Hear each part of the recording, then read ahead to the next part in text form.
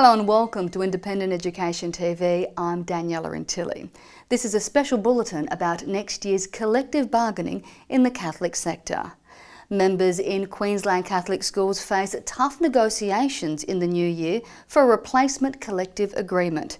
Negotiations in the broader non-government sector have been characterised by a tough employer line on wages and a lack of interest in employees' concerns about workloads and precarious employment.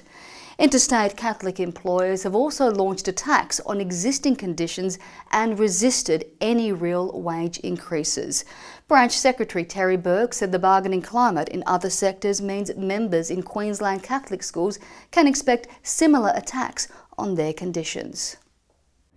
Our experience in other sectors in Queensland, and we can also look interstate, is that employers are really adopting a very hard line in the current rounds of bargaining. They're taking the view that anything that they give has to have a high price paid for it. They're taking a view that there will be very minimal below CPI wage increases, and they're also taking a view that they will restrict and try to diminish the current conditions in agreements. What sort of conditions are you talking about? Sadly, there's currently an attack upon parental leave provisions. There's also a lack of preparedness to give a commitment to school officer hours. And also we're finding that access to various leave provisions are being restricted. And how can members prepare for what really could be quite a serious attack? Well, we're in a perfect storm where we've got employers, government, the media generally against teachers. And in that storm, we need to be storm ready. And in terms of members being able to withstand that, what are the key parts of that?